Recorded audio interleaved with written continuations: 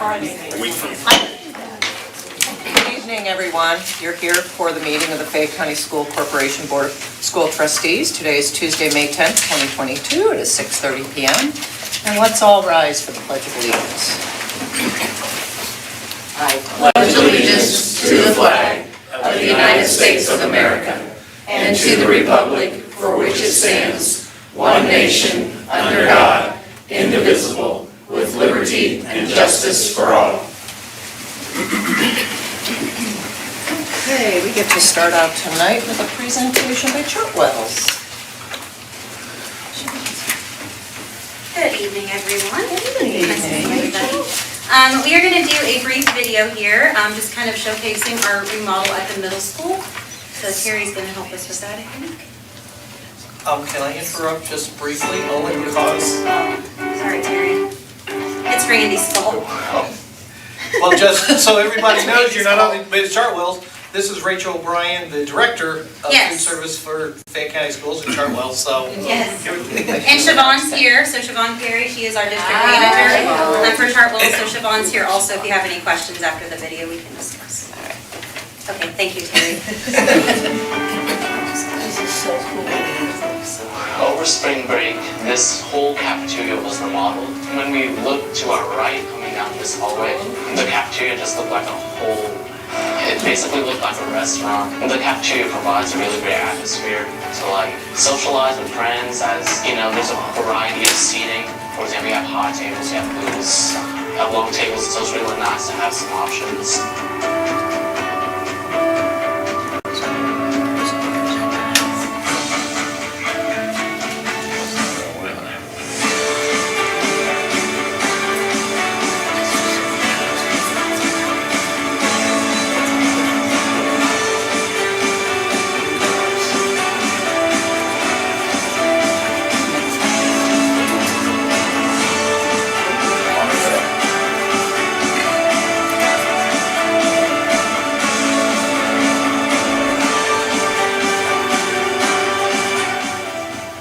I have to say my favorite thing about this cafeteria, it would be just socializing with friends. It really brings out the livelihood in everyone to have like a nicer environment to sit and eat in with your friends. It's a lot better than the other one because it just makes everyone feel a lot more comfortable and more like, it makes them feel better at home. So we'll have to thank the middle school students for helping me with that, and then also Sydney and the CHS media team came out and filmed it. I thought it would be better for them to show you guys than we just have a PowerPoint and some pictures. So the kids have been very receptive. I think it changes the whole, everybody's personality has changed. Everybody's so much more positive. The kids are just happier. They're taking really good care of their space. I mean, they really show pride in it, and I feel like it's been a win-win for everybody so far. So. Does anybody have questions about the remodel or? It's no longer institutional. Yeah, it's beautiful. Then that's huge, and I've been there for years, and I walked in, and this is like a restaurant. This is like going into an Applebee's or someplace like that. And the reaction of the kids the first time they saw it was like, whoa, where am I? You know. That was the best part, was watching them walk in the first day and their jaws dropping. Yeah. We had kids running to show other kids in between periods. And the graphics on the walls are so cool. It's Connorsville history, and it's so well done, just so well done. I think it's beautiful. I mean, we had some people from corporate here today looking at it because they love it. I mean, it's a showpiece for the state of Indiana for Chartwell's accounts, so it's something to really be proud of. The only other thing I think I had to talk about, I did put a packet in, or a flyer in your packets about our summer meal program. So we will be going back this year to our bus, and it will be going around to sites here in town. And we'll be going to our usual, the Turtle Creek Apartments, Office Park, the pool, Connor Court Apartments, Frazee Elementary School will be in the back of the elementary. The Industrial Park, Elephant Hill Trailer Court, and Urban Winkler parking lot. So those are the schools will be, places will be going with the bus this year for the kids to eat. The kids do have to go back to eating on site, and we're only serving the one meal. So we have to go back to pre-COVID guidelines, and we have to go back to them eating on site with 1 meal. So we'll no longer be sending home 5 meals for a Monday through Friday. So we'll be doing this daily, except for 4th of July, Monday through Friday. So that'll be in summer school, obviously, and some other sites here in town, Summer Discovery Camp and God's Little Blessings. We always help them out with their meal program in the summer. Does anybody have any other food service questions for me? Scott, you have anything else that you? Okay, thank you guys. Thanks, Thank Rachel. you, Rachel. Thank you. Thank you, Siobhan. Okay. I would like to seek a motion to approve the agenda as submitted and amended. Madam President, I will make that. Thank you, Chris. Do I hear a second? I'll second. It's Mark's. Any discussion? All those in favor signify by raising your hand. Opposed, same sign. Motion carries. Okay, we seem to have a few public comments on agenda items, so I'll call up David Hobson first. I made 10 copies. You just give it to the board members Okay. first, and then we'll share, Brady and I can share the extra. Oh, we might go then. Thank you.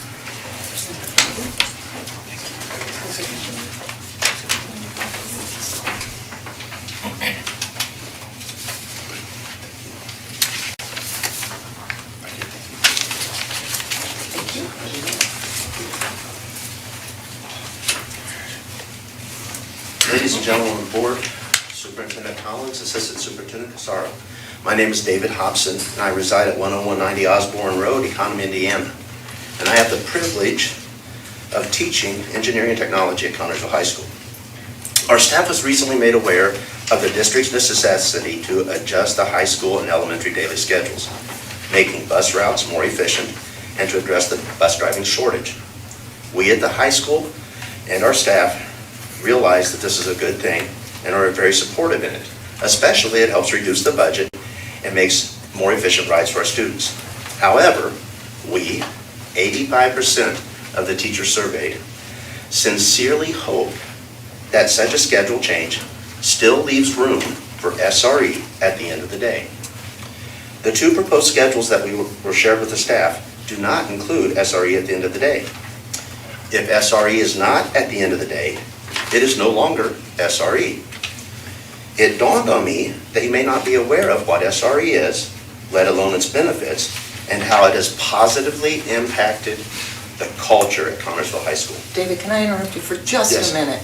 If this is about SRE, this No. is probably not really an agenda item, and we still want to hear your comments, Okay. but they'd be at the later point in the, Well, it's all about the schedule. So we've been given 2 schedules, and neither schedule has SRE at the end of the day. And Okay. so the time change is impacting where SRE is, or if it's allowed to. well, I don't know anything about that part. I just know, I just took a quick glance, and there's a lot of good information about SRE that I'd be curious to hear, but I don't know if it's tied directly into. I only say this in terms of our rules for how the Sure. meeting operates. So I want to hear I don't know if all 3 of you are speaking about the same thing, but I would like to hear that. But I think it might be better placed at the end. I'm not sure if, The only thing we have is start and end times on the agenda, so.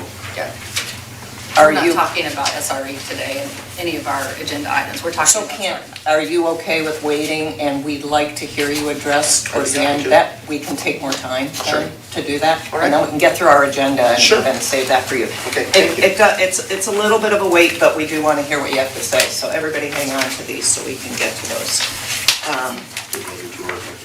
Yeah, I just want to clarify, Gabe and Scott, are you guys, you both put building start and end times? Yeah. Same thing? Okay, hang on, we'll get to you. All right, let's, seeing no other public comments just on agenda items, let's move on to the consent agenda, which includes the approval of minutes from the regular business meeting of 4/12/22, the personnel report, retirements, resignations, leaves of absence, etc., and the approval of April 2022 claims 61831 to 62062. I'd like to seek a motion to approve the consent agenda. I'll make that motion. Thank you, Lori. Do I hear a second? I'll second. Thank you, Ann. Any discussion? All those in favor signify by raising your hand. Opposed, same sign. Motion carries. We'll move on to action items. The personnel reports, recommendations for employment. Mr. Harris. Okay, personnel report. I will go through, I think we messed this up the last time we did one of these, but I will go through the whole personnel report. And assuming that it is approved, then I will come back and make an introduction formally. Okay. So on the personnel report, recommendations are Kirsten Phillips as the elementary principal at Fayette Central, beginning July the 1st. Jacob Bolander, adult basic ed, welding teacher. Elizabeth Malloy, elementary teacher at Everton, beginning next school year. Megan Stewart, elementary teacher at Everton, beginning the next school year. Shayna Baldwin, life skills assistant at Eastview.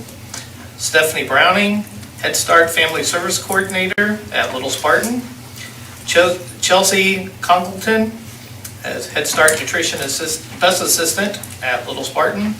Dana White, Title I Education Assistant at Fayette Central.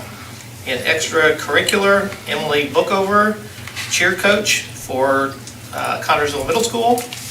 Also have summer school recommendations on attachment for this summer, 2022.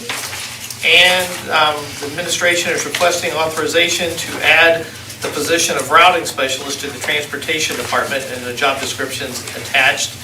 Not on the written agenda, but one that I want to add here, that this is literally just came up this afternoon. But we had already posted and collecting resumes for directors of our adult basic education program. And we found a person that we think would be excellent, and I think it's going to be somebody that everybody here probably knows.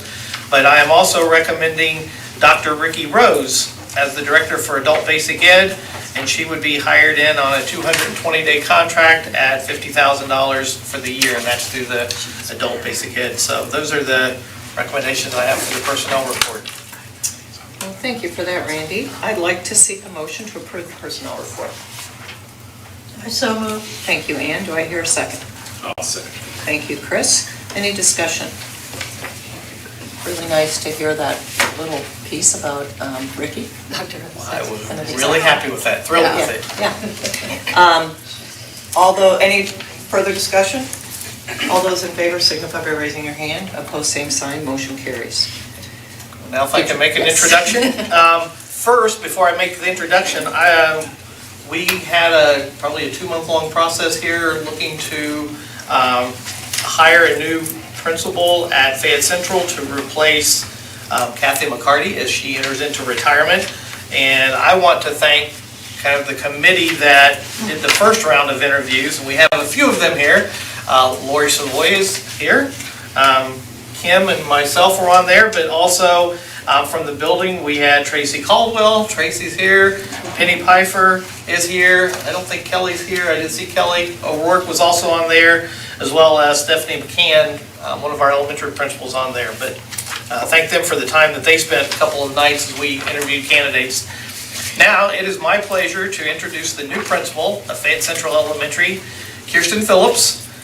She can wave her hand there and come on up, because we'll give you a little time here once I get it done.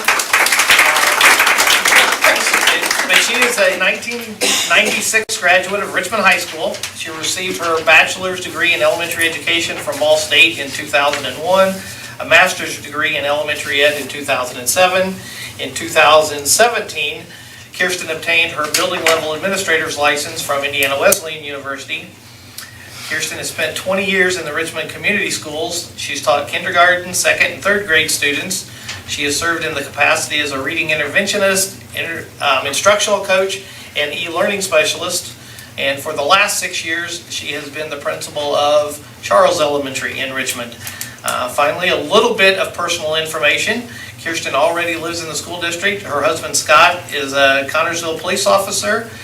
And her 2 children attend Fayette County schools, one at the high school, and one is about to get a new principal next year at Fayette Central. So, welcome, Kirsten. If there's anything you would like to see say we are thrilled to have you here. Thank you, Mr. Harris. You make me sound really old after 20 years, but 20 years goes by really fast. And so this new adventure is really exciting for me. I've already met a couple of my peers in the back, and I can't thank Tracy and Penny enough for being here today. And thank you to the committee that did the interviewing. So as I told the board earlier, I will put my Red Devil gear away, and I will proudly wear my Spartan gear from now on, all day long. Congratulations. Thank you. Thank you.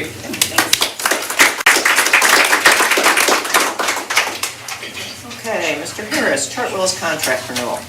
Okay, you have my recommendation before you. Last year, if you remember, we went out and request for proposals and all of those things, and we chose Chartwell's from that. Now we have the ability to renew those contracts on an annual basis for the next 4 years. But I am thrilled to recommend Chartwell's to continue as our food service provider for the next year. And the recommendation does have some slight changes in it to make up for the cost of inflation and some of those things, but I strongly recommend that we approve Chartwell's for the next year. Great. I just want to say a little something about Chartwell's.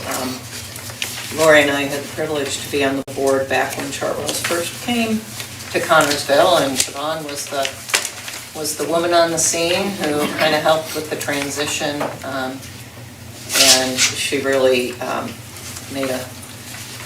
gave Chartwell's their due. She's a stellar representative of Chartwell's, and things just keep getting better every time. Whether or not you're presenting just things we hear, Chartwell's is doing some amazing things, and we're so grateful to have, oh, there's Rachel.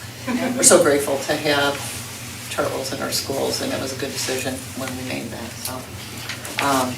Okay, I'd like to seek a motion to renew the Chartwell's contract. I'll make that motion. All right, Chris, I've given it to you. I'll second. All right, thanks, Ann. Any discussion? All those in favor signify by raising your hand. Opposed, same sign. Motion carries. All right.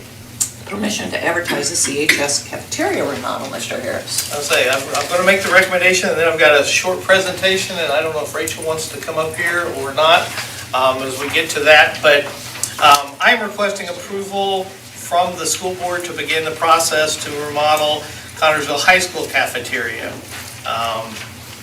Pretty much, you've seen what we have done in the middle school. This remodel likewise would be done out of cafeteria funds, not out of normal school corporation funds. And so I'll come back to the request that I am making, but we've got to give you an idea. This time we have talked to 2 different companies so far and said, just give us kind of your ideas of what you might envision for Connersville High School. So we've put together a very basic presentation. There will be a whole lot more work in there, but and the way that we set this up is tried to mirror the slides, but again, these are concepts from companies that are giving their own ideas, so they don't match up exactly, but I've got one idea and then another idea, and then we come back to the first company and second company, and their ideas may change even from what they have. But here's what kind of their concepts are looking at, and there we go.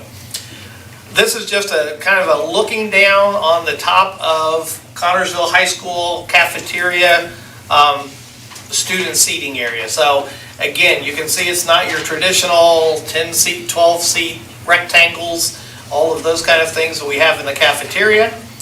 And the PH stands for, sorry, Mr. Harris, for Palmer Hamilton, which is the people that did our remodel at the middle school. There you go. So that's just the difference, Yep. and SCI is a new company that is showing some interest, so. So here's kind of the SCI's concept, and they've also thrown in a little bit different. They've added even some just stand-up tables there in, I'll call it the entryway into the cafeteria where kids could stand around and kind of hang out there. From their experience, they found that a lot of high school kids, they're just as happy standing around, kind of chatting over bar height tables as they are sitting at tables. So these are kind of the 2 general ideas. Breaks it down, here's back to the Palmer Hamilton. And then that's the outdoor area that we were proposing for the high school too. Where will that be? On which side of the outdoor? The outdoor would come straight out the front doors between there's a grassy area between the building and the, kind of the walkway. We would concrete that, Okay. as well as go around the building slightly towards the gates as you enter. So it would wrap its way around the outside of the cafeteria. That would be nice. These are from SCI. These are some logos that they see putting in the tables or on the sides of some of the furniture. Again, dressing it up with Spartan logos. Here's another picture that PH, Palmer Hamilton, looks at to give you an idea there. Back to SCI. If you looked at it, they've got kind of wavy table or wavy benches that go throughout the cafeteria, as well as tables. And honestly, when I first looked at these, they look a little strange to me, but realize they're also, they're tables, but they're on casters, so it makes it easy for custodians to roll them out of the way to clean in the cafeteria instead of being fixed or set to go around. Back to Palmer Hamilton's design, again looking towards some of the receptacles and areas in there. Back to SCI, they've got some concepts on their chairs. You can see logos and things on the back of the chairs, as well as wrapping around some of the pillars that are in the cafeteria. Back to Palmer Hamilton, we haven't got anything else from SCI yet, but another part of it there, just as it was in the middle school, is also redoing some of the equipment and the flow of lines through the service area. I don't know if Rachel's got anything kind of on that, but that's just one area that I know they have felt like they could really make it flow better and provide a little better service to the kids. And just make it seem a little more custom. I mean, this is my 15th year at Fayette County, so in May, so I've been here for a really long time, and those pieces we have now are mobile. And I just feel like if we had something that looks a little more custom, we can add a few stations. We're looking at adding maybe student choice, where the kids vote on menu options, and then adding also the create station, which is a little bit more on-demand cooking, showcase cooking with our chef now that we have. So I think that'll really help us, and then it'll also not be, I know Mr. Judd deals with a lot of the congestion that we have in the cafeteria, in the serving area, so. So, you said something about everything would still be movable? It still would, those lines in there would still be movable so they can clean. Correct. All of the lines still have wheels on them, but the way they're designed, they make them look like millwork and that they're set in place. Yeah. That's kind of like the beauty of the Multiteria brand. Is that it looks a little deceiving, right? It makes it look custom, but at the same time, they are still modular. They can be moved. The only reason I ask that is I know that a lot of our groups at the high school use the cafeteria for like their dinners and events. And that would only be in the serving area, so That- in yeah. that little, that cove where we serve all the Okay. food, so. Okay. But, yeah, that would be in there, but those would still be movable. Okay. They would just look like they're supposed to be there, so. Okay. That's great. Here's just some of the pieces and parts that SCI put into their ideas. I don't even want to say proposals, because right now these don't include money or any of those things yet. Another one for Palmer Hamilton, looking at the walls. And I think the last slide, these are some wall diagrams of things that SCI is looking at for those. So that gives you a little bit of an idea of some of the concepts that they're looking at that they would look to provide for a proposal. So going back, I'm requesting permission to advertise for a proposal. It will be a month or two. The board's just allowing me to go out and advertise. I will be bringing back the proposals then with a recommendation at a later date, once the proposals are received and once we can do some analysis of those, so. What would be the timeline, Randy, to get this done? The timeline right now, we're hoping, and all of this stuff in the manufacturing world still, there's delays still happening. Our hope is that we would be able to get it done by Christmas. Again, it could end up spring break, similar to where we were this year, but the timelines that they're giving us right now is the companies are telling us that if we awarded the contract no later than our August board meeting, that they would be able to get all of the equipment, those kind of things in time for Christmas. And honestly, we would do some of the, we're looking at, not in the seating area, we're looking to just really, that's a very good terrazzo floor that we're gonna do some work on, but it would stay. We're looking to probably do new flooring back in the serving area. That's pretty worn and beat up, but we would look to move to that earlier so that we could have the floors all ready to go.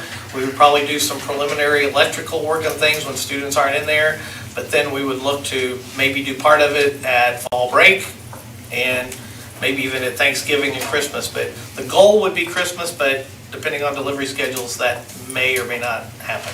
Okay. Very good. All right. I'd like to seek a motion to approve the permission to advertise the CHS cafeteria remodel. I'll make that motion. Thank you, Lori. And a second? I'll second. Thank you, Jeremy. Any discussion? All those in favor signify by raising your hand. Opposed, same sign. Motion carries. This is kind of the Randy Harris show. Dispersal of the Everton modular. It's a bad board meeting so far.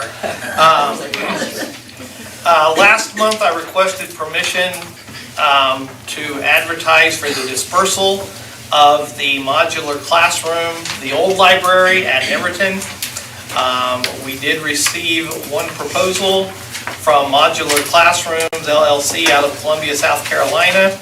And they are proposing that they would take the modular classroom and be responsible for all moving costs and things, and they would pay us $5,000. In the proposal also is that they would need to remove it between May 27th and August the 1st, but I am recommending that we accept their proposal and we would get the old library out of there and be able to clean it up and be ready for school to start. All right. I'd like to seek a motion on the dispersal of the Everton modular classroom. I'll give that. Thank you, Jeremy. Second? I'll second. Thank you, Ann. Any discussion? All those in favor signify by raising your hand. Opposed, same sign. Motion carries. Can't imagine what that playground looks like without that building. Right, Brian? It's been a long time. Okay, approval of facility studies agreement, Mr. Harris. The next one is Mr. Collins and I have met with a couple of architectural companies that mainly specialize in educational facilities. And the purpose of that is really to do a facility study of our entire district. So they will be looking at buildings, they will be creating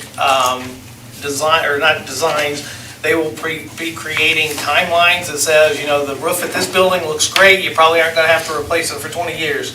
We're looking at this roof, you know, there's some problems here that maybe in 5 years. They're gonna look at the HVAC systems, the classrooms, the way they're gonna look at the outdoor facilities, athletic facilities, playgrounds, pretty much everything from top to bottom. And then they will be coming back to us with recommendations. And we are recommending that we enter into an agreement with Gibraltar Design for this study. The cost is no cost to the district. And they would be back with, probably even at our June meeting, with a little bit of preliminary stuff. The ultimate goal is that somewhere our November to December board meeting, they would have the facilities plan completed and be able to make a presentation to the board and give us some ideas of things going forward, of what we will need to do. So I'm recommending that go Gibraltar Design. All right, I'd like to seek that motion to approve the facility studies agreement. I'll do that one. Thank you, Jeremy. Second? Second. Thank you, Dennis. Any discussion?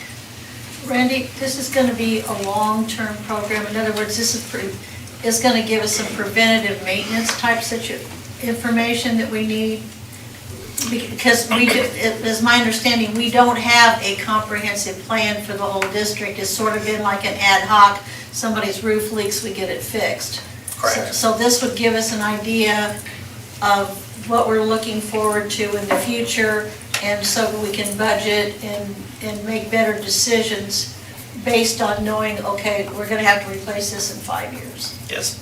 Okay. And then kind of give you a little bit of the timeline, and the reason for this is one of the things we've talked to the board about previously is to keep our tax rate flat. We're going to need to do a general obligation bond here in the next 3 to 4 months. It'll take it'll take 2 or 3 board meetings and hearings that we'll go through to do that. But the plan is that Gibraltar will take a first look. They will probably create No, we've already created the needs. They're going to create the plan to address some of our needs that could be addressed through the GOB bond.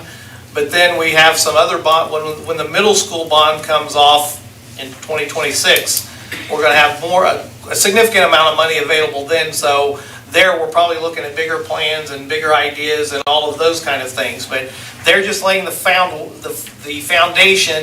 that gives the board kind of information on, and it may be, here's a checklist of 5 things that cost $3 gazillion, and holy cow, we can't afford that, but we need to really address, number 1 and number 2.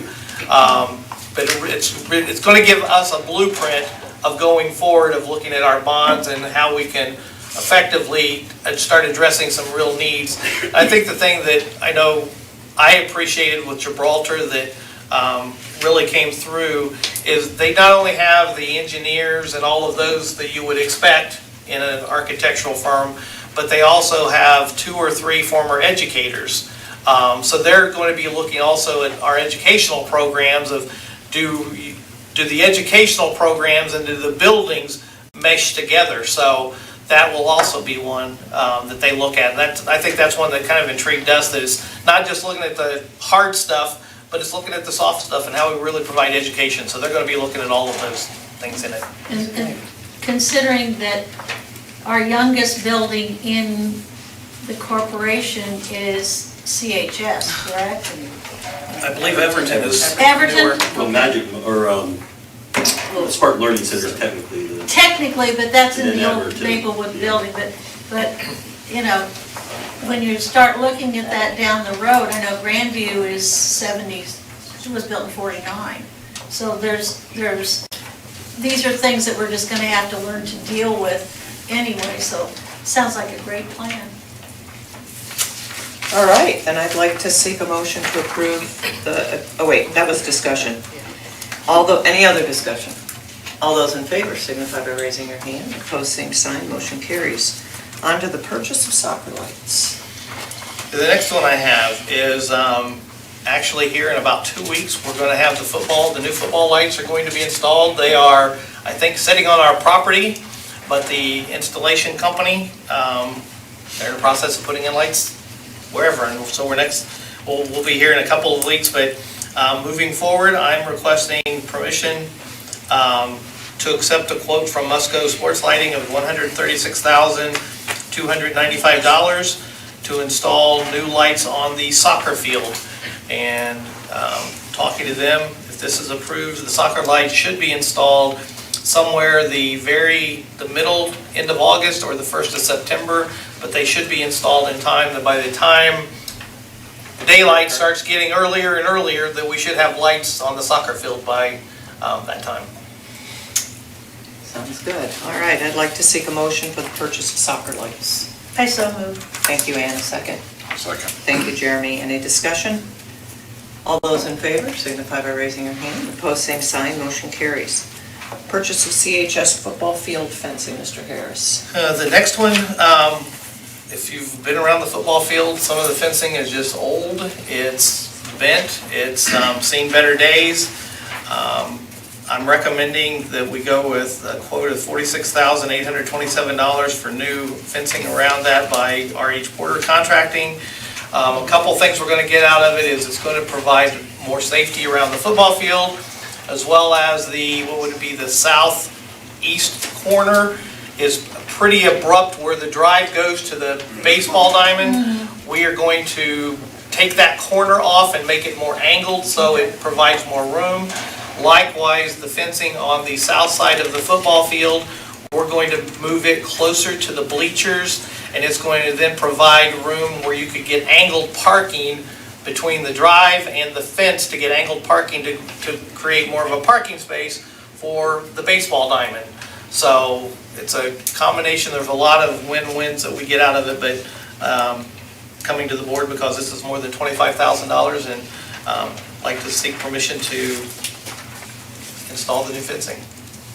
Okay, I'd like to seek that motion for the purchase of the football field I'll fencing. make that motion. Thank you, Lori. Do I hear a second? I'll second. Thank you, Ann. Any discussion? When did you say the timeline is, Randy, on that? On that, they will probably, as soon as they get materials in, which will probably take a couple of weeks, but that would be one they're going to be moving on it pretty quick. I say pretty quick, we don't want to disrupt the baseball diamond and the track and all of that between track finishing up and baseball, but very early in the summer, they should be able to start tackling that long before we get to football season. Okay. All those in favor of this motion, raise your hand. Opposed, same sign, motion carries. Okay, approval for the additional excavation work at the Resource Center, Mr. Collins. Mr. Harris. Sarah, can you pull up? Yeah. So this is the gift that keeps on giving.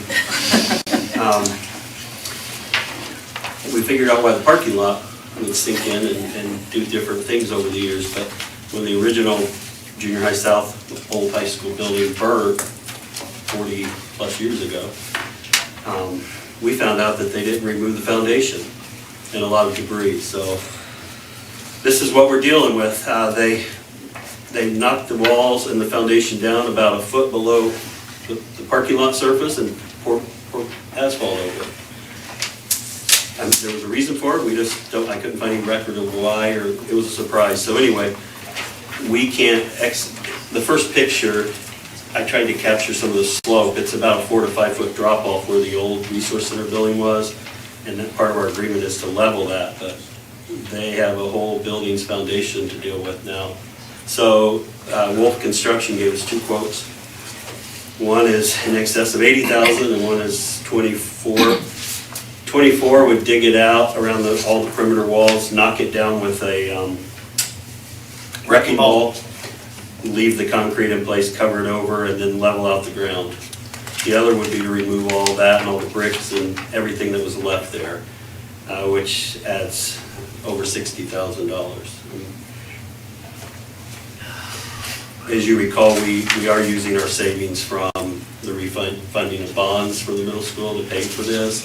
So we still have money from that to cover this, but this needs your decision on what you want to do. If you want to leave it, or if we want to pay the excavation costs and hauling in loads of dirt to fill it in. I think Randy and I and Daryl all believe that the second option, which is the lower cost, would be our best option. And that's what Wolf said. He said it's been there for 40 plus years.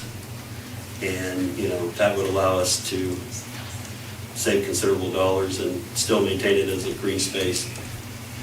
We would disclose that if we ever sell it, that's there, but we don't believe that would ever be classified as anything but residential based on what Daryl found out. So we don't believe it could ever be a commercial property based on what we learned.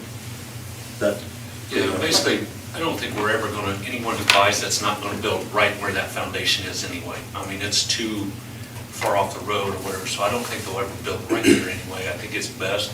All they really did was bust a hole and dump everything in it. There's bricks from that building that burned, it's just all right there. How far off the road is it? I would guess, It was under the parking lot, yeah, so, but not always. The parking lot's pretty big. I mean, you came out off the road and started and. It's probably 40 feet up. where that first entrance is off of 16th, like by the, coming from Indiana, it's back this way probably 20 feet from it. From the drive. It kind of attaches right into that area. Either way, coming out of the end, it's all going to be the same leveled ground. There's not going to be much difference at all. Correct. Correct. Minimal. It's more about what we do in the long term with that property. Exactly. And if we ever decided to use it for any kind of sport, I think we'd be all right because there's enough frontage on the Grand Avenue that we'd be fine. For, Like if we built like a field or a walking part or whatever we put in there, I think we would be all right there. Basically, that'd be back over a parking lot. So talking to the excavators, he said, whether we go with the 25,850 or the almost 90,000, the grade and the grass on top of it, when it's done, is going to look pretty much the same regardless of which one we take. I think you said there'd be 5 to 6 feet of this dirt over all of that still. Right now, we can't excavate because it's right at the ground level, so they can't push any dirt. Right. Unless we had Bob the Builder here, he could probably do it. Right. So anyway, those are the two options. I had shared that with you as soon as we received it. So our recommendation is the lesser cost option and leave it, and just knock down all the foundation, dig out and knock it down. Be pretty level with the footers then. But then nothing could ever be built there in the future. Well, it just had to be excavated. Well, right, it'd be. But it's not, Would No extend, house Big. with a basement. Right, I mean, it'd be. Be extensive a problem. cost. Right, yeah. In that particular area, there would be. 40 years from now, somebody may say, why in the world did they do this? But- Right. So that's why. Just like we're saying. Yeah. Yeah. yeah, what would they It was think? probably about To save money. And that should have been an insurance situation, I would have thought, back in the day, because all they did was I couldn't find any record of it in the history. just dump it and cover it up. But then it looks like that's just what we're doing now, just covering it back up, but yet the difference in cost though, you know, does it make sense to spend extra money? Basically, but it goes back to what are we gonna do with the property? Right, right. And if we, If we're gonna leave it a green space, then long-term it's probably okay, but Right. if you're dedicated green space permanently, for the most part. You could build on the front and the back, but not in that middle part, is Right. without doing extensive work. because that basically just, that, if you put that lot in 3 spots, that's the one in the middle. I don't foresee us building anything on there from the school district side. Unless we were to grow or have a need for that. It's not probably big enough to build a new school building on nowadays, you don't have enough space. In in any residential property that wanted to do that, if they had to be aware of that and could configure whatever they wanted to do around that space, because we've still got room on Indiana, and we've still got room on Grand, so. Does anybody have a desire to do the more expensive? I'm leaning towards that, You are. just because it's the proper thing to do. Any other opinions?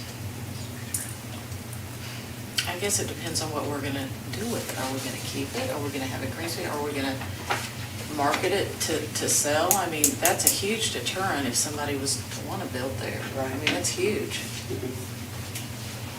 So right now, the Right. cost of demolishing and even the 25 grand would come from,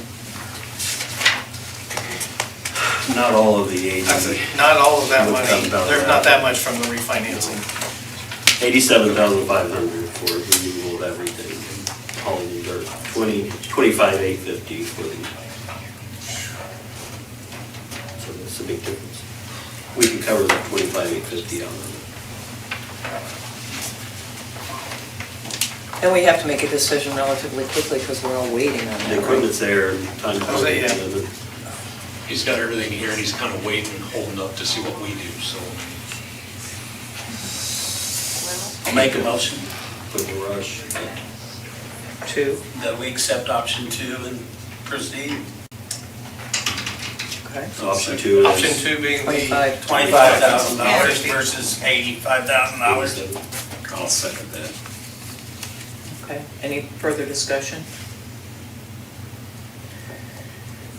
All those in favor signify by raising your hand. Because, I mean, we, Opposed? Okay. Motion carries. I think this kind of points to, it kind of makes the decision for us that this remains green space. Unless we sell it as a parking lot for the funeral home. Or, I know we had tossed around a few ideas of, would the Career Center ever want to do a building project, but it would have to be selective areas because we couldn't do it in the middle. And somebody could be creative and, Put little homes on there, right, Daryl? oh, we could do a tiny You don't home. have to worry about foundation. Yeah. Absolutely. It could be a park area in the middle. I mean, I could still see that being green space if you did develop that. If you wouldn't put a house in the middle of that. But yeah, that's really what it is. Yeah. I Okay. wish I had better news. That's all about Yeah. that. All right, on to the Head Start 2022 COLA and QI funding. Kelly. I promise I'll get the numbers right this time. We are able to apply for some additional funding for next school year for Head Start, the COLA and the Quality Improvement Funding, which is an annual. It doesn't normally come with our non-continuation grant, and it's usually a pretty quick turnaround time. So I am seeking your approval on our COLA, which is the cost of living adjustment, in the amount of $28,662. And I will need 2 separate approvals on these, Okay. please. All right, so I'd like to seek a motion to approve the Head Start 2022 COLA funding. I'll make that motion. Thank you, Lori. Do I hear? Thank you, Chris. Any discussion? All those in favor signify by raising your hand. Opposed, same sign. And then in addition to that, the quality improvement funding, we are eligible to apply for $10,000. So I'm seeking your approval to apply for $10,000 for the quality improvement funding for Head Start. Okay, and I'd like to seek a motion for the quality improvement funds. I so move. Thank you, Ann. Second? Second. Thank you, Dennis. Any discussion? All those in favor signify by raising your hand. Opposed, same sign. Motion carries. Thanks, Kelly. Thank you. Okay, approval of the 2023 Teacher of the Year, Ms. Corsaro. Good, that's something positive here. I have the privilege to recommend to you tonight the Fayette County Teacher of the Year for 2023. So I am pleased to recommend, we have a committee of teachers, parents that do the selection process after they submit a brief introduction and bio of themselves. And so this year, the committee has chosen Miss Paula Schaus from CHS. So I am recommending her for the Teacher of the Year for 2023. And she's here, but I'll let you guys make your vote first. Okay, I'd like to seek a motion to approve the 2023 Teacher of the Year. I give that motion. Thank you, Jeremy. Second? I'll second. Thank you, Ann. Any discussion? All those in favor signify by raising your hand. Opposed, same sign. Motion carries. Okay, and she is here, so if you want to come up. I didn't tell you that part, did I? You didn't tell me that part. Sorry. She is an IU East grad with a bachelor's in English and then went back to Earlham to get her master's in teaching, and she's been teaching English at CHS. I think what stands out about her when I read her bio and what I hear from the kids is they all just talk about how you genuinely care about them. And I think even when we presented that award to you, that class was so emotional as you were. I work with a lot of at-risk kids with the expulsion hearing, and I continuously hear from you when I say, well, who cares about you? They say you do. And I'm thrilled to hear that. It's very real, and kids are so good at picking up on whether a person's very genuine, and that's a consistent comment I get. So I want you to hear that, because I know as teachers, especially secondary teachers, we don't always hear the compliments from our kiddos. They're kind of too cool at that age to present that, but I know after we left your room, we just loved the energy was there. They were congratulating you, and you were just able to they were talking about your Paula joke. Yes. That's so, I mean, as little as that might have seemed, that to us was really telling of the relationship that you've built with your students. So I just want to congratulate you on that. Thank you. I'm humbled because there's so many good teachers There is. in this corporation who work hard every day. And so, thank you. You're going to go forth and represent them. She was also Absolutely. nominated as an ISTAR teacher in 2016 as well as 2018. So the students have talked, and they have told you because they recommended you. So Thank you. thank you. Congratulations.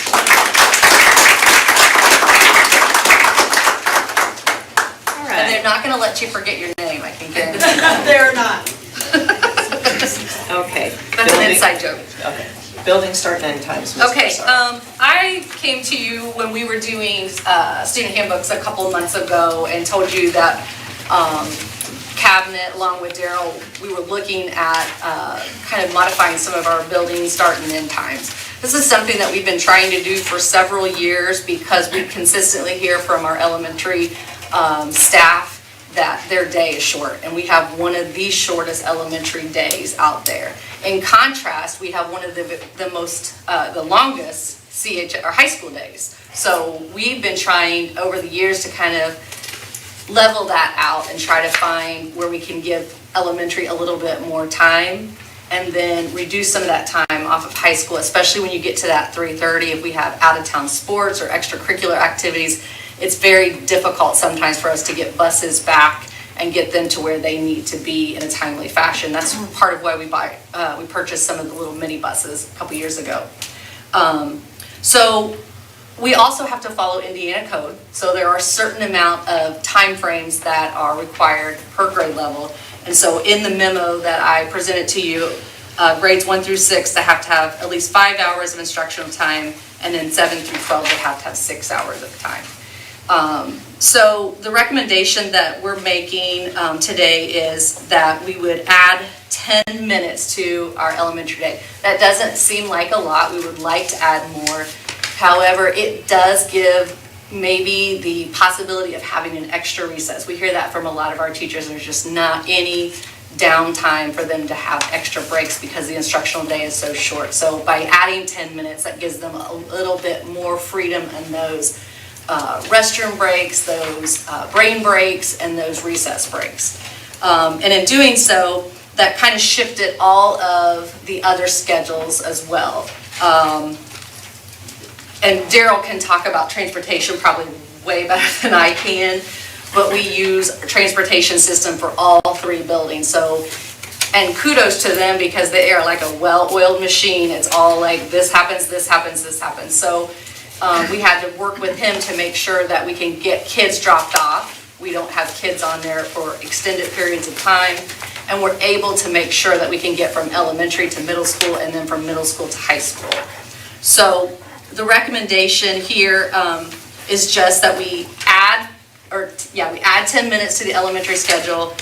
We still have to have the county elementary start 5 minutes earlier just so that we can get kids back in there. So the Everton and Frazee, or Everton and Fayette Central, would attend 7:55 to 2:25, and then the city schools would be 8 to 2:30.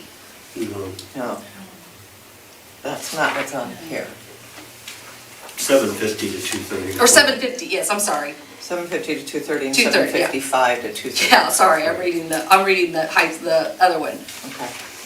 So, and then high school or middle school would start at 8:20, high school would start at 8:25, and that allows us to get out of high school by 3:30, 3:25, and then they can have those buses back to do extracurricular, whether it's band, sporting events, and so forth.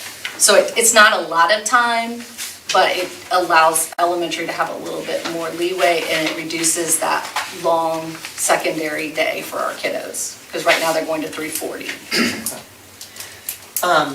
A couple of questions. Sure. So what is, my first question actually had to do with the Career Center, which isn't on here. Right. So, Yes, yeah, and how does that get the changed? Career Center, they have their own schedule, obviously, because they have other schools. Right. And that's where things kind of get tricky when you're doing scheduling for the high school, not the beginning and end times, because they go from 8, Randy, do they start at 8:30? 8:30. They start at 8:30 and they dismiss at 2:30. 2:40. Yeah, 2:40, because we would have to do 10 minutes, yeah. So the Career Center starts 8:30 to 2:40. So now we start earlier than they do, so our kids just kind of hang out till they get ready to go. Because we start a lot, well, not a lot, but 10 minutes. So we're actually closer to the Career Center with these times by moving them.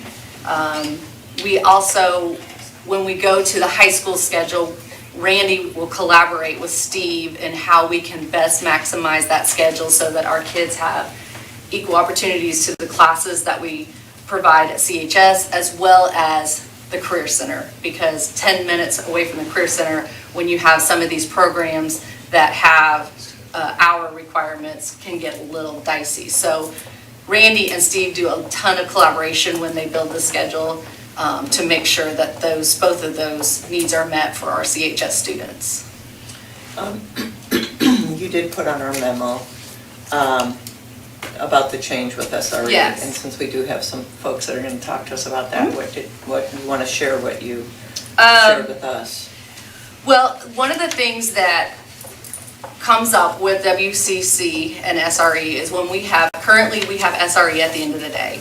That doesn't allow for our CHS students to have a 7-period day, because when they get dismissed, they're automatically put back into SRE. They can attend an SRE, but they're not able to take a 7-period day. So we short them 1 instructional period with SRE being at the end of the day.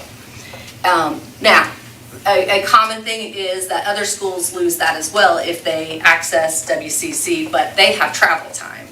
So my thing was, because we are so close to WCC and we want to continue to increase our rigor for our high school students and give them as many opportunities, it seems like it would be better to align SRE somewhere else in the day so that kids can access a 7-period day if they're a WCC student. So that was one thing. Another thing is we have a tremendous amount of kids who COVID, whatever, created some very lazy habits.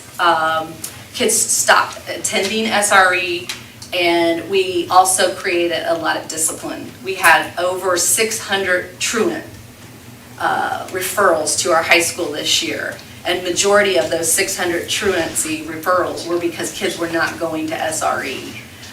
Another thing is we have, if kids have vehicles, they are allowed to leave at SRE time, which is like 2:50. But if they don't, then they have to go to the cafeteria and be housed. And there's quite a bunch of kids in that cafeteria that are being housed to wait for the bus to go. You know, I recognize that there's always going to be differences in kids' abilities to have vehicles and not. But I just feel like we want to maximize the most instructional day we can for our kiddos. And I honestly believe that the teachers that are doing SRE, it works for them. And the kids who are attending, it works for them. I just want to make sure that where we're putting it, we are making sure that we're doing the best for all kids and not just a small selection of kiddos, and also maximizing that WCC opportunities. We have so many kids. We have 40 kids that are on the waiting list for WCC next year, because that's how many kids are really interested in that program, and so many of our kids need skill-based learning. So wait, I want to clarify something. So with the change of the start and end times, and putting SRE in the middle, or wherever that is, are you saying the WCC kids that go in the morning We come back and have 7th period too. Well, okay, I'm confused. 7th period is different than 3rd. Well, period. Where am I messing up? Right now, WCC students with the current schedule that we're running this year miss 1 instructional period at CHS, either because they have to eat lunch and go over to WCC, or they go in afternoon, and when WCC releases at 2:40, we're in SRE, and there is no class for them to go back and take. Now, they can go to SRE. Oh, they go to Most the of them, cafeteria? like, they go home. If they have a car, they go home. If they don't have a car, yeah, then they are, then we do supervise them in the cafeteria. Okay. And they have the media, so there's multiple places for them to go. But again, this isn't about necessarily losing SRE, it's about just putting SRE somewhere else. If the teachers, most of them that surveyed said that they felt like it was an effective intervention, but it needed some modifications. Part of that is COVID, I honestly believe that. But I just want to make sure that we're maximizing that instructional time for our kiddos so that they're getting as many classes and we're meeting the needs of all kids and not just a small group.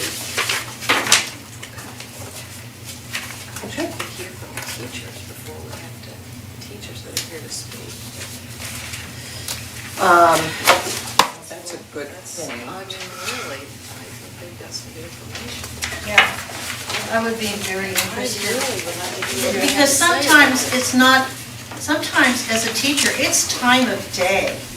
when this stuff happens, and it sounds really good, but when we had going to 3:40 in the afternoon is a very, very, that in itself is problematic for a lot of high school kids, because that's just a very, very long day. And shortening today is not a problem, but how we use that time effectively, and I'd be really interested in what, SRE time is very valuable, and the fact that they allowed kids to leave, and that was a good incentive for them.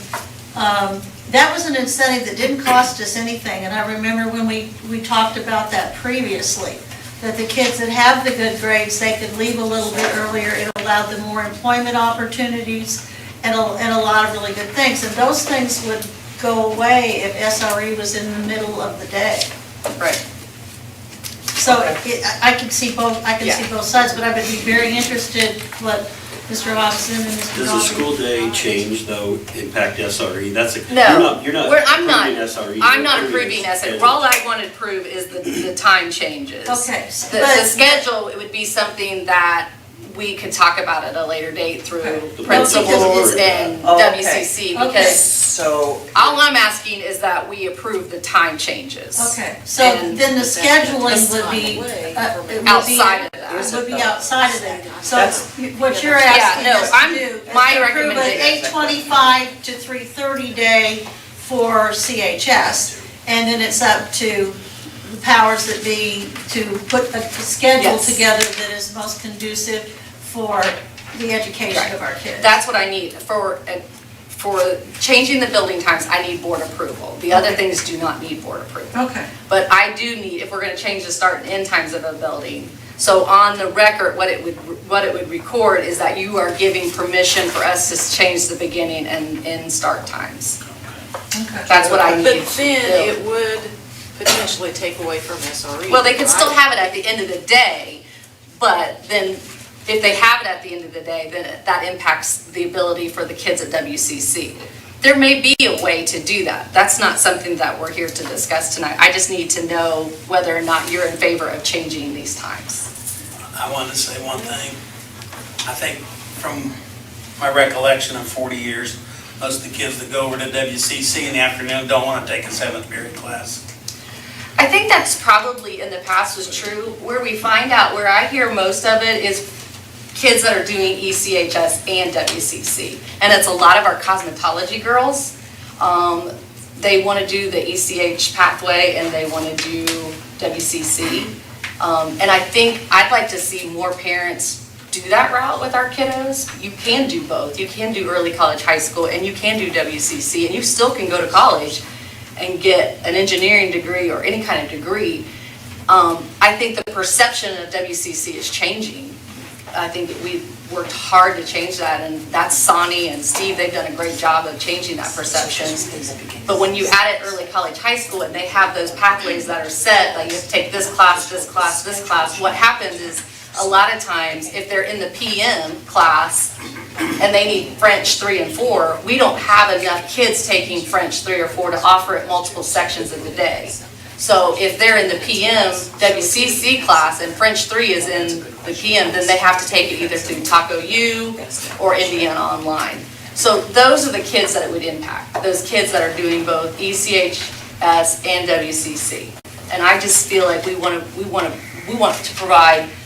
We want more of those kids doing that. I think kids need to be at WCC. They need to be doing the early college, high school, and exploring that career. But college isn't for everyone. And a lot of our kiddos go 1 year, and then they have nothing to fall back on. Whereas if they would have gone to the Career Center and had a skill, if they're not successful in that college environment, then they can fall back on that skill. So But many of them would it's still here or not, there. many of them would still not need a 7th period class. Probably, I'm guessing a great majority of them would. Probably. It's not, it's doable. It's doable, absolutely. So, and this is just a quick question, so let's say we did vote on that change. Will that change force the change of the SRE then? Is that going to affect it to where there's no other choice for it to be moved at another time No. and not keep it at the end? No, because we still have a day.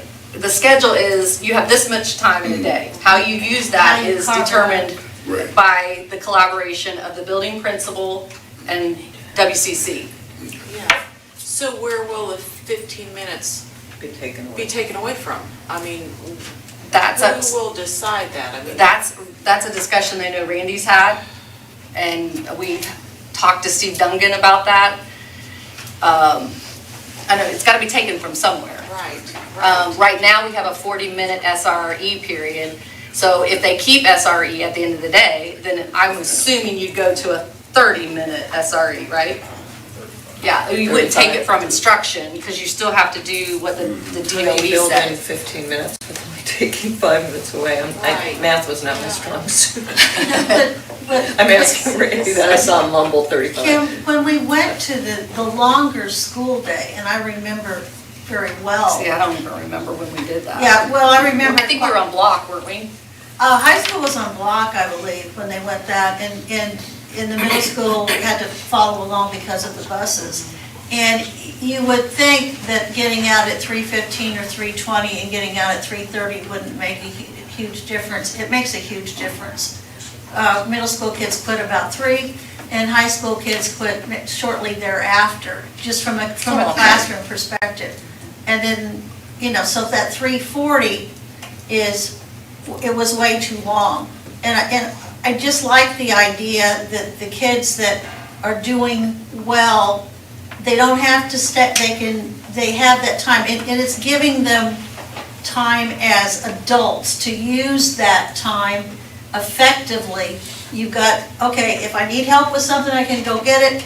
If I'm not up for it today, I have the opportunity to do something else. And I think it really improves the kids being able to get jobs, because they're able to go to work prior to that time. So, And we used to have a lot of early bird classes. A lot of kids took a Yeah. class before school started, essentially. For whatever reason, we got rid of that. I don't know. I wasn't on the board at that time. I don't, remember. well, you taught a lot of them, didn't you? Yeah, I love it. we haven't had early, do you remember when the last early bird was? We talked about that in that leadership meeting, but I don't think we ever came to a specific date, did we? Probably 9 or 10 years ago. Yeah, it's been a while, for whatever reason. So again, I'm just asking that we modify the time of day. So The schedule and all of And then that would be. how that amount of time, that 8:25 to 3:30 is used, that's up for a different discussion, and that's up for, That's a building level that's a discussion. building level discussion. Right. Okay. Yeah, I just need approval to change the times. All of the scheduling is a building level schedule. Can I ask one more? Yeah, It might be sure. a dumb question. If SRE was moved to third period, does it change the amount of time? No. You'd have to see. No, it I mean, today. wherever you put SRE, it's gonna be, like, if we reduce the time to, did you say 35, it's gonna be 35 minutes? Wherever you put it, it'd still be 35 minutes. Is that going to be all the classes are going to? Here's so are why- all other classes going to be impacted? Here's where the complication comes in. Again, with our WCC kids, they have to eat lunch from 11:30 to 12. Because they have to be over at WCC at 12:05, and they get dismissed from WCC at 11:30. So it's easy to slip it in there because those kids are just missing that SRE time, and they have that travel time to go back and forth. That's why it probably, Mark, when you were there, I'm assuming that's why you guys used it for SRT time, is because you have to figure out, they have to eat at that time, and then your kids who ice out to work also leave at that time. So it's a natural fit there, but it doesn't have to be there. So that would be That's a building level that's a decision. building level decision. Basically, we're just shortening a high school Yeah. day by 10 minutes. Right, and that is something that I need board action to do. Okay. I'd like to seek a motion to approve the building start and end times. I'll make that motion. Thank you, Mark. Do I hear a second? I'll second. Thank you, Ann. Any further discussion? All those in favor signify by raising your hand. I didn't quite get that, sorry. Okay. All those in favor signify by raising your hand. Opposed, same sign. Motion carries. I would love to hear from those who opposed as to their opinions, but you're not required. Okay. No, I just think that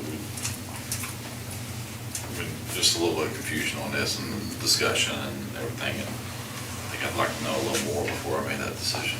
Okay. Okay, thank you. We are supposed to have a discussion item with a patron. I don't know if she's We got here. one other item here.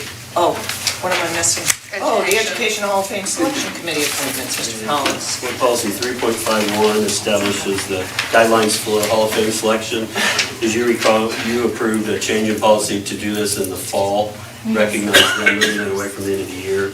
So I'm asking you to affirm the appointment of parent Shauna Cirqua as patron Devin Horsby, teacher Shauna McHenry for 2-year terms, and then Mark Beard as a board member will finish his 2nd-year term this year, and that includes myself as well. So seeking your affirmation of that committee. And we will be working on that this summer, early into the start of the year, when we start asking for names and nominations here in June 1st. Okay. All right. It's worked better going to the fall. Yeah. Yeah. We have so much going on in the spring, it's been a blessing.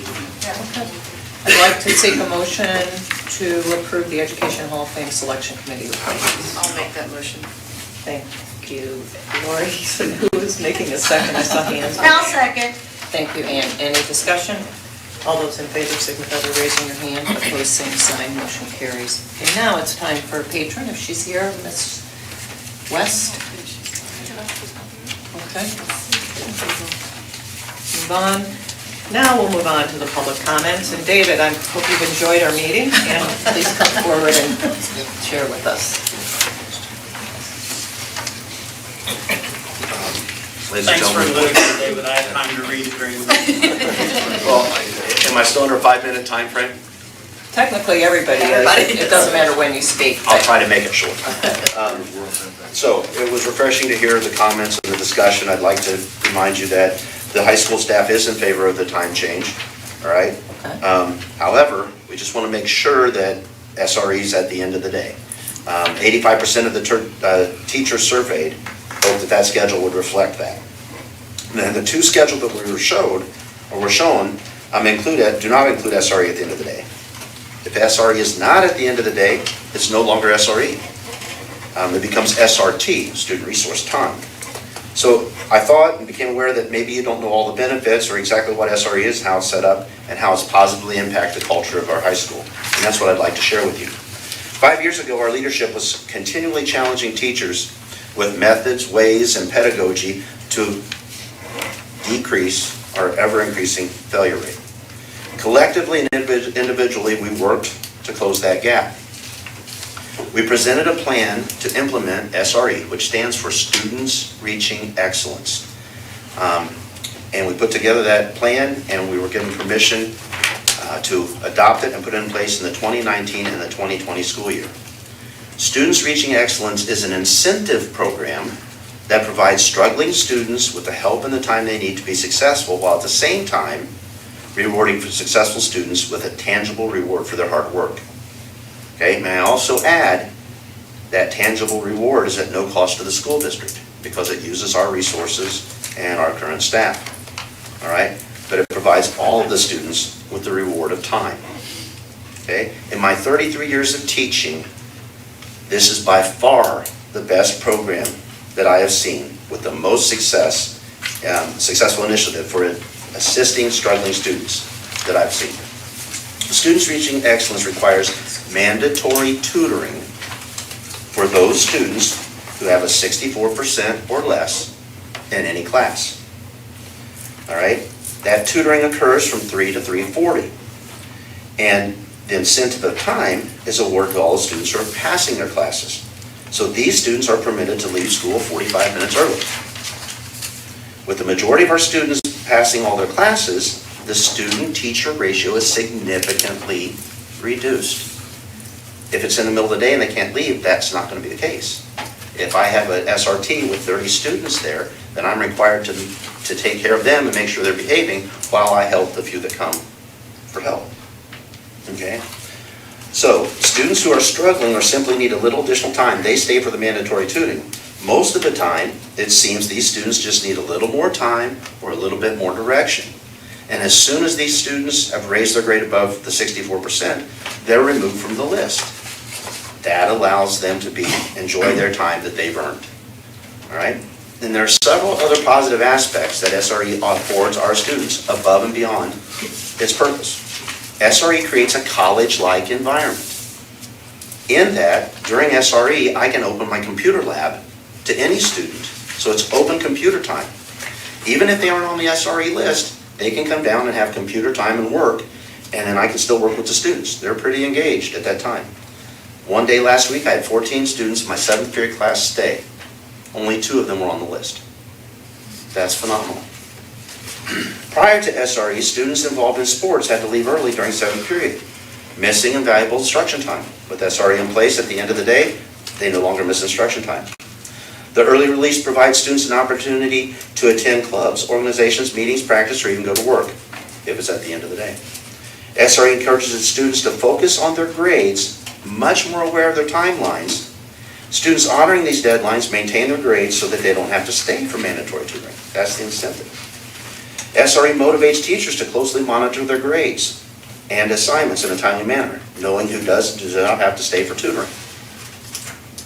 SRE has increased the communication between students and teachers in terms of their grades and the expectations required to maintain those grades. That part I can't get over, the difference it's made with struggling students. When I could sit down with them, I said, hey, all you have to do is this. And they clicks. So just that little bit of time makes a huge difference. SRE, due to an often less demanding environment because of the reduced student-teacher ratio, encourages and motivates student-teacher relationships with struggling students, as both teacher and student work to understand the expectations and the assignments needed to make the grades. If I put a 0 missing in the students' assignments, they're immediately aware of their current grade. It pops up on their phone right now. Okay, I can say if blank number of students will be spending time after school, not after school, but during SRE next week with their favorite teacher if you don't get this assignment turned in. And that causes them to look at it, and then there's an effort to work to get it done. And it's been a huge motivator. I've seen it work with students. I've seen them say, oh man, I've got to get this in. And so I value that. SRE affords the students who are not on the SRE list an opportunity to be more productive with their time. Garrett Meter, he's top of his junior class.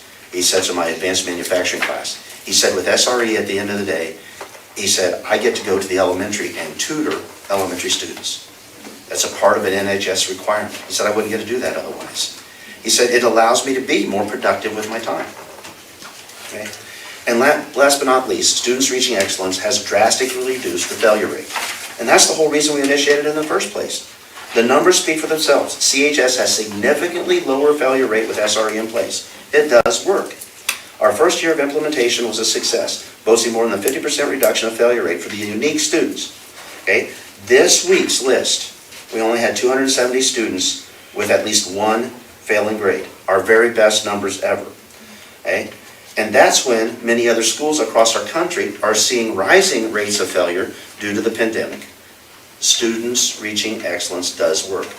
Logan Jordan, a sophomore, told me this past week, and I quote, I missed a week of school. When I returned, I was failing all 7 classes. If it wasn't for SRE, I wouldn't be passing. Now, 1 week of SRE, and I'm passing all my classes.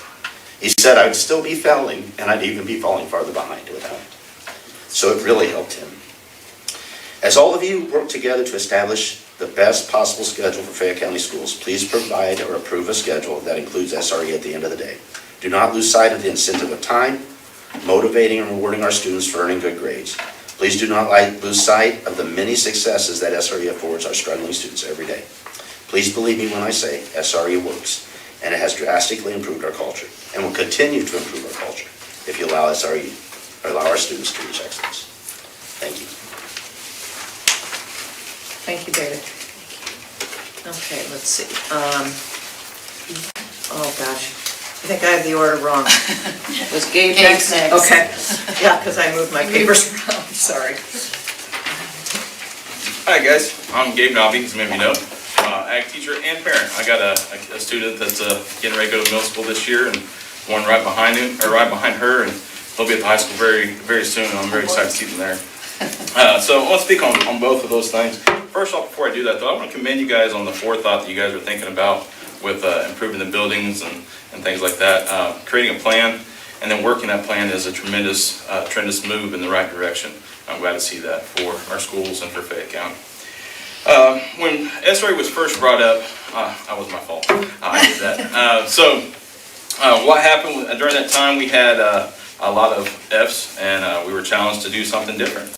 And I was at a conference in Illinois, and I met a teacher from Iowa that had done something very similar. And we brought this, after a couple of attempts, we formed a committee, and we kind of looked at it and molded it towards something that works for us. In the first year, I was since I brought it, I was very nervous that it wouldn't work.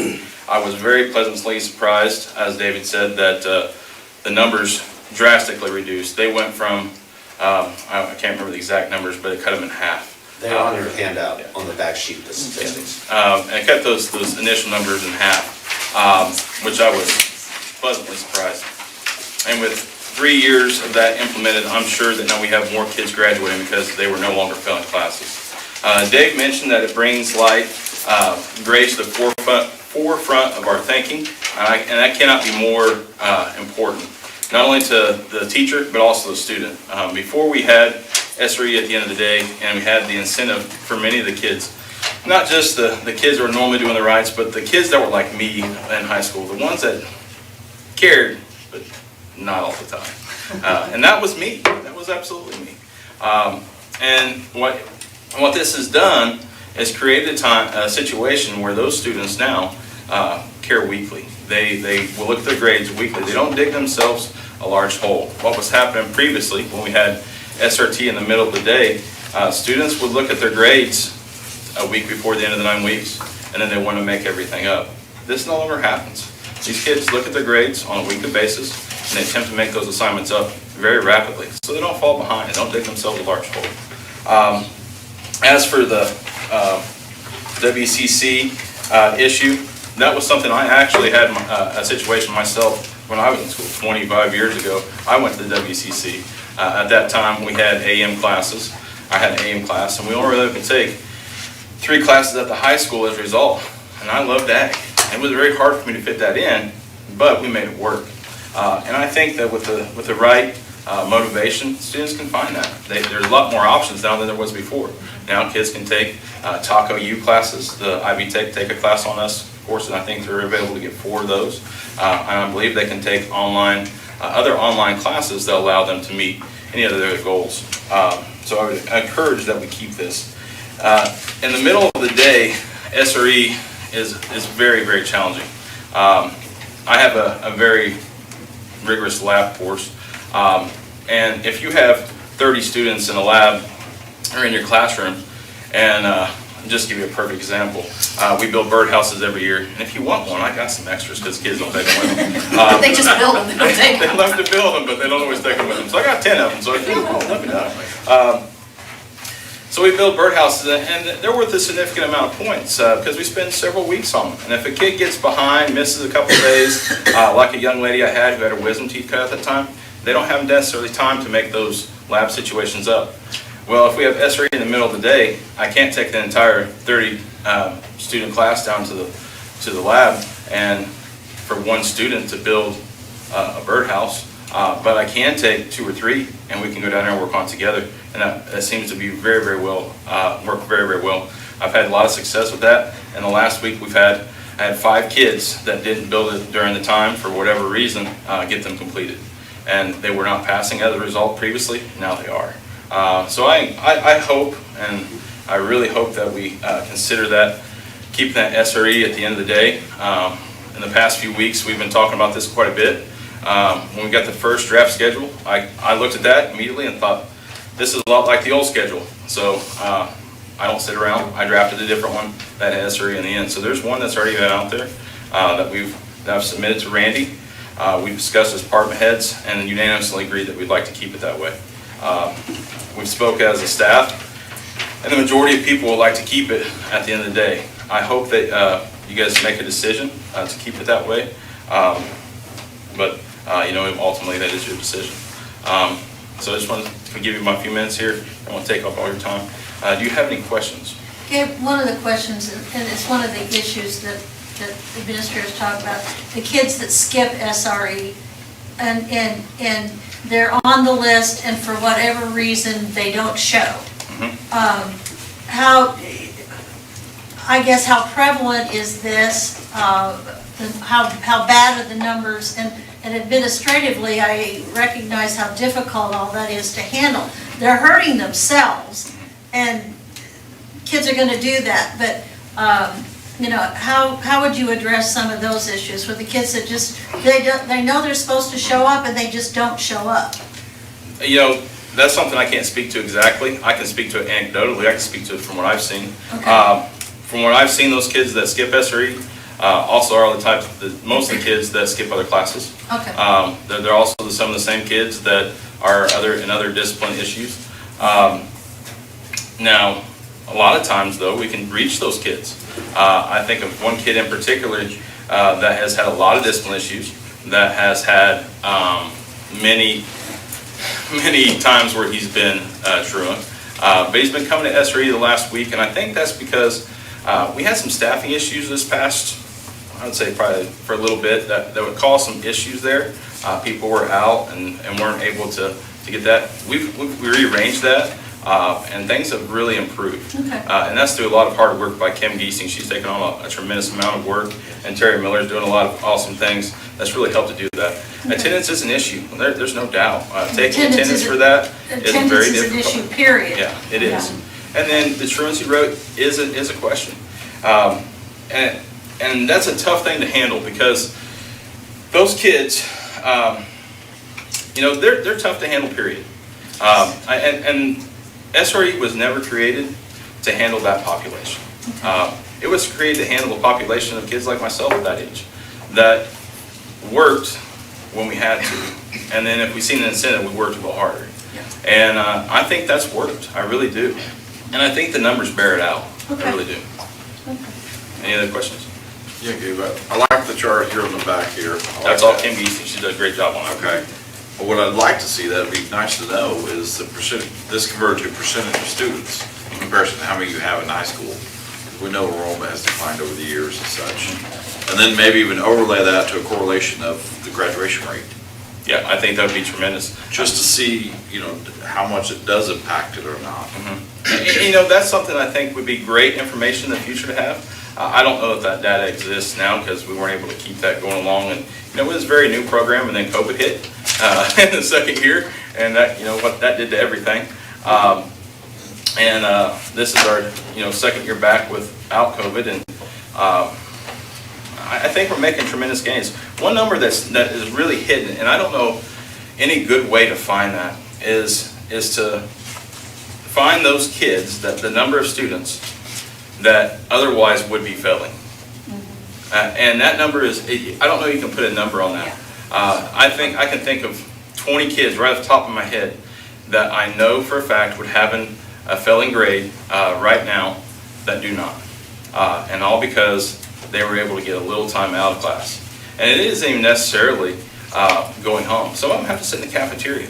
But what I found from high school students is they don't like to be around teachers if they don't have to be. So they would rather go talk to their friends.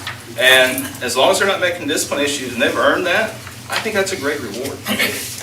I'm a big proponent, and I would love to talk to any of you anytime about it.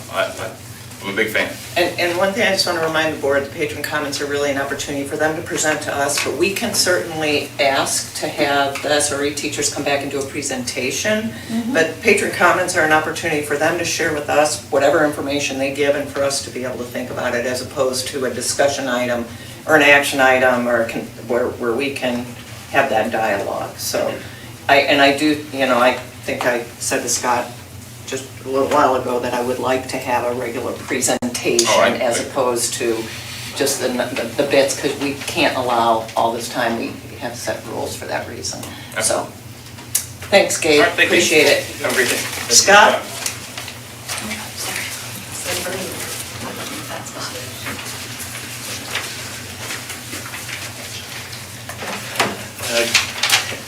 Good evening.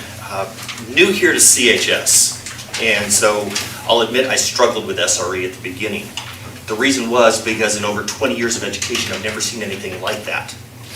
And so I struggled with how to deal with it. And as the year ended, I started looking at it and reflecting on what I'm doing right or wrong, or what I want to change and improve for next year, and finding ways to work with SRE. And I really started thinking about it. And I realized it's been an interesting thing because its existence and success should be a bragging point to other schools of what we do. We've got a time and a day and age when schools are known for their stumbles instead of their strengths. I'm proud to be able to talk to other teachers and talk about the foresight the Fayette County Schools had to put SRE in, and the function of what it does and how it works through that. In addition, in some of my roles in the past, I've done scheduling, and I appreciate the headache that goes into that. And I appreciate the fact that I'm not in that role at this point. I'm thankful for that. But in the past, one of my roles was as an assistant professor, program chair, and advisor at Ivy Tech. And in my time there, I realized that students struggled being willing to go to office hours of their professors and to ask for help. And I've reflected on this year and realized that those students weren't always failing. Sometimes they just needed clarification. As I looked at SRE, I realized that this is an opportunity to be able to train those students at CHS, that this is a way for them to advocate for themselves. To be able to learn it's okay to go and talk to those teachers and ask for help and admit that they're struggling, and to work on a humility standpoint, but work on personal growth at the same time for that. And so that's really an important thing for that. In addition, it's been neat to see those students learning some of those life skills when they come to me and say, okay, Mr. Caldwell, I'm missing these assignments. How do I prioritize this? What do I do? I'm like, all right, let's talk about this. Here's what you missed. Here's where you're struggling. Here's how we get you out of the hole. And here's how we keep you out of the hole. And they're learning those life skills through SRE and being able to do that, and being able to do that on a smaller scale. Some other skills that I've seen them develop is their communication and leadership skills. It's not uncommon in my SRE for a student to say, I've got a question about this assignment, and another student go, oh, I know how to do that. Can I help them with it? Yeah, absolutely. And I'll sit and listen in, and I've never had to correct a student as they're helping another student. They've always been right in what they're teaching them for that. It's amazing that those students that are building this community of success and a community of service to others through SRE and that time period that we've got it at. These students are also getting a faith that the system will not overlook them or let them down in a period of time when they struggle. They realize that we're here for them and will help them through that, and we will personally sit there with them, that they don't always feel that in other schools. But we can give that faith to those students. There's also a psychological understanding that a stumble isn't the end. I had a student who also had a wisdom tooth issue. She was out for 3 days, and she came to me, and she told me the other day, just out of the blue, she goes, I am so thankful for SRE. She goes, I was out for 3 days. When I came back, I could go to SRE and I could get caught up. I can tell you as a parent of 2 high school students and one who's going to be taking chemistry next year, we're already talking about her going to SRE on a regular basis. It doesn't matter what your grade is. Go make sure your chemistry is doing well in other classes of that, and that possibility for those things. An additional benefit that I've seen was actually being able to help with one of my extracurriculars, and that's the speech team. The week before the state tournament, Eli Barger was in my room, and the radio broadcasting event that he was competing in, they released material for them on Tuesday and Thursday before they compete on Saturday. And they've got to work through all that stuff. Eli was also in the spring musical and had to be at practices. So he wasn't on the SRE list, but he would come to my room and it's like, all right, here's your material, you go, I'm working with kids, I would step over, and when he's broadcasting, he's doing his stuff, and he's out speaking out loud about these things, the kid's like, what is he doing? Like, okay, let me explain to you what speech team is. Let me explain to you what his skills are and what he's learning and what he's doing. And so it gave me an opportunity to not only work with the students that needed it academically, but the students that needed it extracurricularly, and to tie those things together as well. keeping the SRE within the new time schedule and the time and how that's going to fit is not about academic success. It is about building our community's future by modeling faith in these students that are our future teachers, police officers, real estate agents, engineers, psychologists, farmers, and coaches. Thank you. Thank you, Scott. Appreciate your comments tonight. Okay, superintendent's discussion group reports. Principal director's reports. Brian. Oh wait, we got Brian behind you.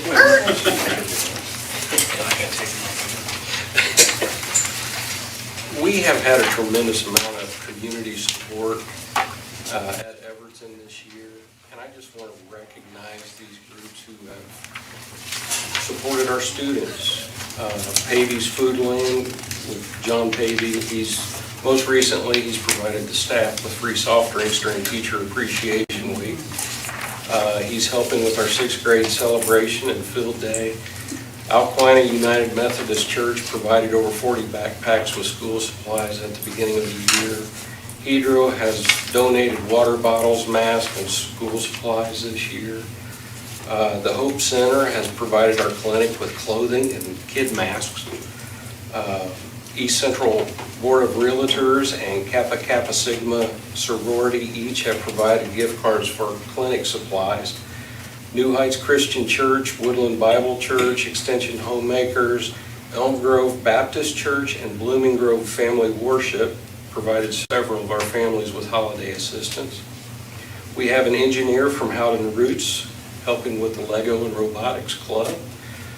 We recently received a donation of books for students from First Financial Bank. And the Connersville Rotary Club provided brand new shoes for several of our students. I just want to thank all of these community groups. Thank you. Thank you, Brian, for bringing that up.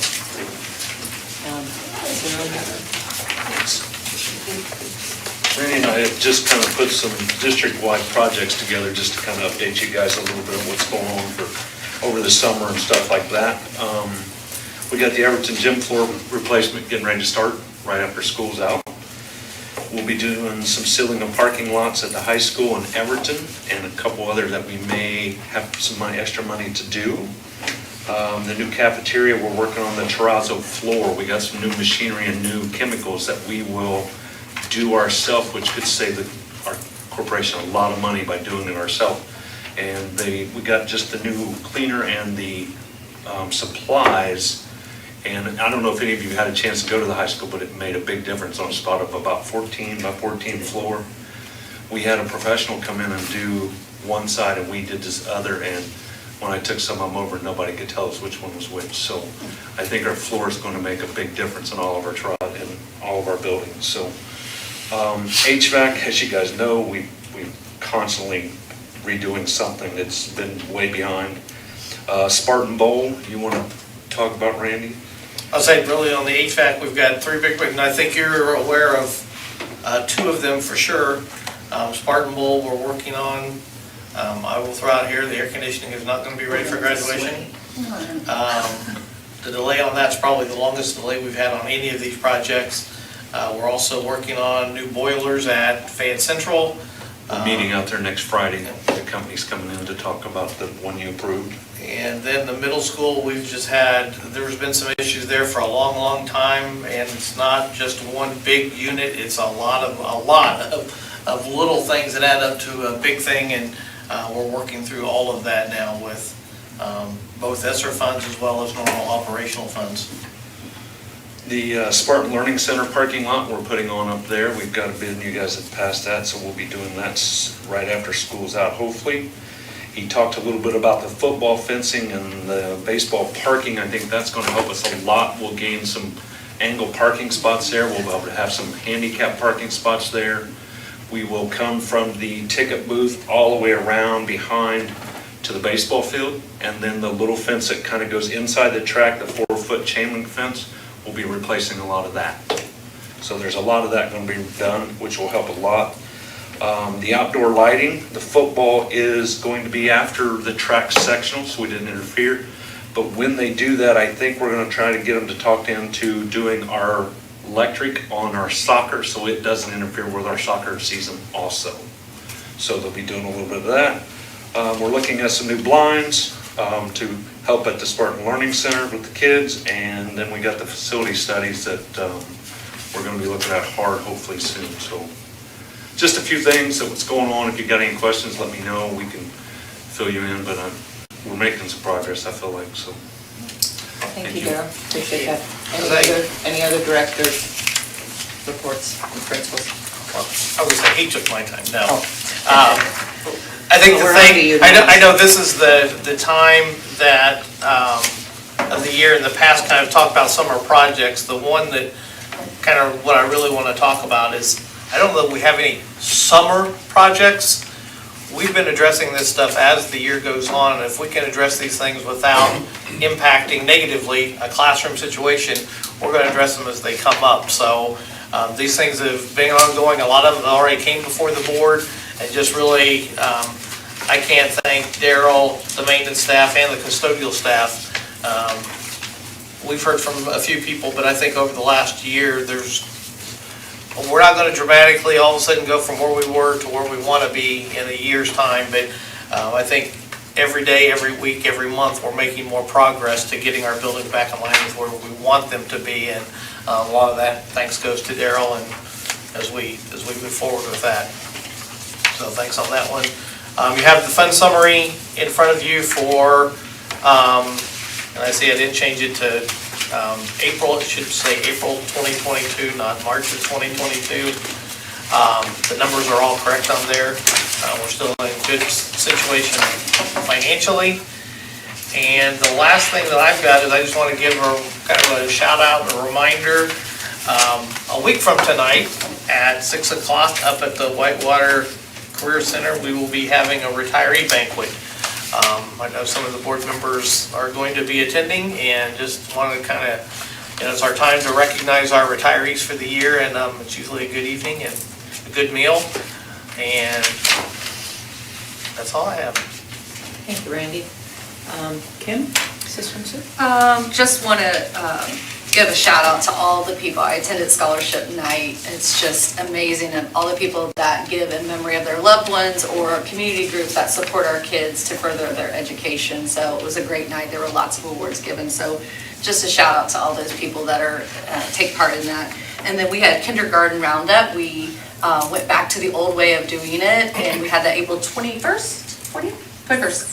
And we had a great turnout, and I think people were really glad to kind of be back in the swing of coming in, getting to meet their teachers. All of our kindergarten teachers, secretaries, nurse assistants, they were all there, so it was just a really good day. So I'm just glad that we're kind of getting back to some normal things post-COVID, so. Scott. And I just wanted to recognize Leslie as a board member. At the regional meeting last week, she was recognizing, I know she's going through challenging times with your husband, but they did recognize you for your service in the School Board Association and leadership, so congratulations on that. Thank you.